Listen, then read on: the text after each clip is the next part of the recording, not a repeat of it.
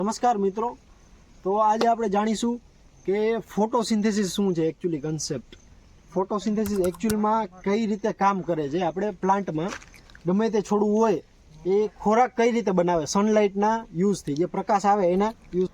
મિત્રો, આની અંદર જે આ પાંદડું હોય છે, પાંદડામાં એક પિગમેન્ટ હોય છે. આની જે લીલું જે ગ્રીન કલરનું હોય છે ને, જે આ બધી વસ્તુઓ પાંદડામાં આ પિગમેન્ટથી બનેલું હોય છે. આ પિગમેન્ટની અંદર બધા સેલ્સ, જે સેલ્સ કહેવાય ને, સેલ્સની અંદર બધા ઓર્ગન્સ હોય છે. એના જે વન ટાઈપ્સ ઓફ, આપણે જેમ બોડીમાં બધા ઓર્ગન હોય છે ને, કિડની, હાર્ટ, એમ એ ટાઈપનું એને બધે સેલ્સની અંદર બધું ટોટલ જે ફોટોસિન્થેસિસ થવાની ઇફેક્ટ, મતલબ ખોરાક બનાવવાની જે વસ્તુ હોય છે એના પિગમેન્ટની અંદર, જે પાંદડાની અંદર હોય છે એની અંદર થાય છે. એની અંદર સનલાઇટ હોય છે, જે સૂર્યના કિરણો એ એબ્ઝોર્બ થાય છે.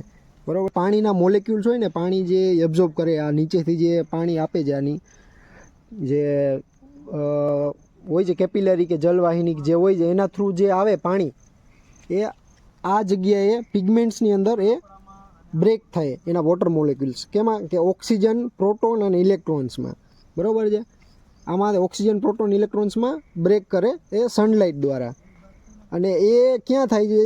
ક્લોરોપ્લાસ્ટ હોય છે. એ ક્લોરોપ્લાસ્ટના મેમ્બ્રેનમાં એ થાઇલાકોઇડ મેમ્બ્રેન હોય છે. એની અંદર વોટર મોલેક્યુલ્સ હોય એ બ્રેક થાય છે. ઓક્સિજન અને બ્રેક કેમાં થાય? ઓક્સિજન, પ્રોટોન્સ અને ઇલેક્ટ્રોન્સ, એટલે કે O2, H+ અને જે E- હોય છે, ઇલેક્ટ્રોન્સ હોય છે એની અંદર. બરાબર. હવે આમાં એનર્જી જે કન્ઝર્વ કેવી રીતના થાય છે, એનર્જી કઈ રીતે બને છે? જે સનલાઇટ આવી એના વોટર મોલેક્યુલ્સ નીચે થયા, H2O આવ્યો. બરાબર. હવે એને સનલાઇટથી H2O બ્રેક કર્યા, એનું ઓક્સિજન બન્યું, as a by product release કરે છે. પછી જે ઇલેક્ટ્રોન્સ ને પ્રોટોન્સ છૂટા પડે છે, અને જે આને ક્લોરોપ્લાસ્ટ હોય છે એમાં એ પ્રક્રિયા થાય છે.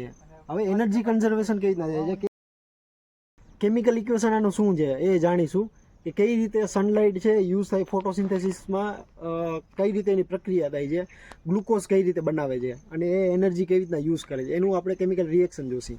ચલો, આપણે પાણી હોય છે H2O પ્લસ જે એટમોસ્ફિયરમાંથી CO2 લે છે, CO2, અને પ્લસ આપણે લાઇટ લે છે, સનલાઇટ. બરાબર. એ જે આપણે કિરણ આવે છે સનલાઇટ. હવે એનું રિએક્શન થાય તો શું બનશે? આ ગ્લુકોઝ બનશે. ગ્લુકોઝ શું છે? C6, બંધ કરી દે. C6H12O6 આ છે ગ્લુકોઝ, અને O2 as a by product release કરે. આને બેલેન્સ કરશે. આ બેલેન્સ 6 છે તો આ 6 થઈ જશે. H2O એ 6 છે, 6 દુ 12 એટલે આ 6 થઈ જશે. આ બેલેન્સ થઈ ગયું એટલે આ O2 આ એ 6 થશે. બરાબર. 6 દુ 12. ઓકે, આ બેલેન્સ થઈ ગયું.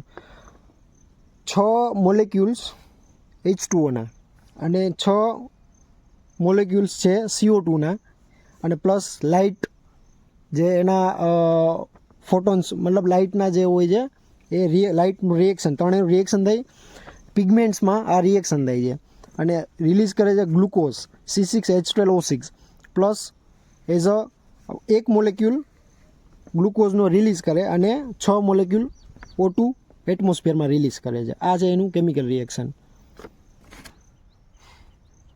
આ છે એનું આપણે જાણ્યું કેમિકલ રિએક્શન અને પ્રોસેસ. લાઇટ આવે છે, આની ઉપર લાઇટ આવે છે. બરાબર. અને પાણી એટલે કે H2O એ મૂળિયામાંથી લે છે, અને જે એટમોસ્ફિયરમાં CO2 હોય છે એ એબ્ઝોર્બ કરે છે. એના પિગમેન્ટની અંદર આ રિએક્શન થાય છે, અને પાણીને બ્રેક કરે છે. CO2 અને પાણીને બ્રેક કરી અને ગ્લુકોઝ બનાવે છે, અને બાય પ્રોડક્ટ એઝ અ આપણે ઓક્સિજન મળે છે. એટલે બધા પ્લાન્ટ્સ છે, જે ઝાડવા છે, બધા સારા કે વાવવા જોઈએ બધી જગ્યાએ, મેક્સિમમ જેટલું બને એટલું. એને કારણે આપણે એટમોસ્ફિયરનું જે વધારાનું CO2 છે એબ્ઝોર્બ થાય છે, અને ઓક્સિજન રિલીઝ થાય છે.